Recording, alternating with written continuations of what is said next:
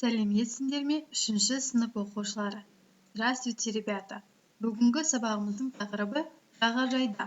Тема сегодняшнего урока на пляже. Ең алдымен балалар жаңа сөздермен танысайық. Давайте познакомимся с новыми словами. Жағажай, пляж, көл, озеро, терең, глубокий, жүзу, плавать. Тағы бір қайталайық. Давайте повторим. Жағажай, көл, терең, жүзу. Жарайсыңдар. Бұл сөздерді жаттап алайық. Выучите эти слова. Енді балалар мәтінді оқиық. Мен жағажайға барамын. Жағажайда бала көп.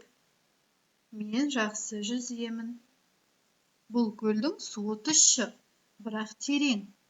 Сондықтан алысқа бармаймын. Жағажайда шөлдеймін. Әжем сусын қайнатып береді. Әжемнің сусыны дәмді. Енді аударайық. Я пойду на пляж.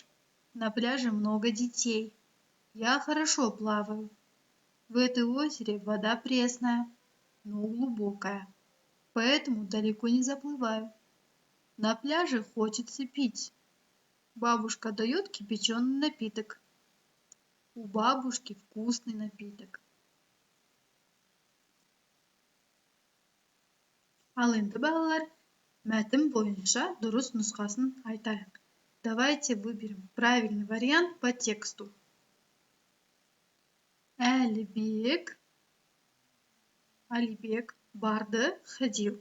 Так, куда ходил Алибек?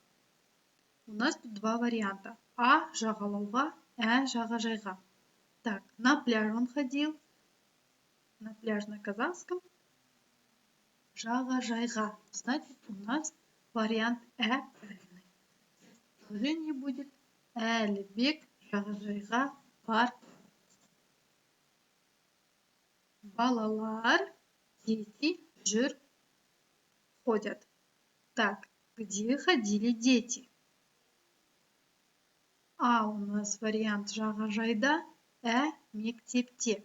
Так, по тексту у нас правильный ответ жағажайда.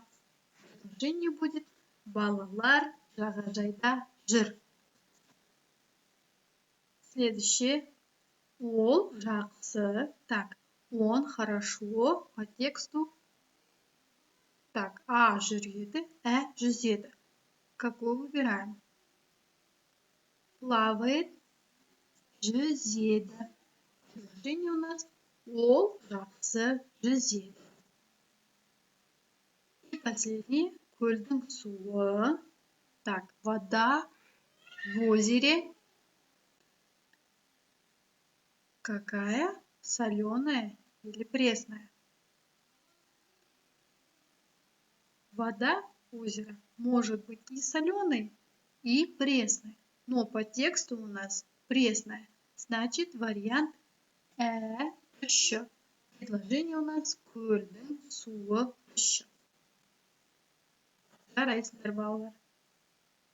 Енді жалғауларды аяқтап жазайық. Давайте допишем окончание. Мен жүземін. Я плаваю. Сен жүзесің. Ты плаваешь. Сіз жүзесіз. Вы плаваете. Ол жүзеді. Он либо она плавает. Тағы бір қайталап оқиық. Давайте повторим. Мен жүземін. Сен жүзесің. Сіз жүзесіз. Ол жүзеді. Жақсы балалар. Осымен сабағымыз аяқталды. Сау болыңдар. До свидания, ребята.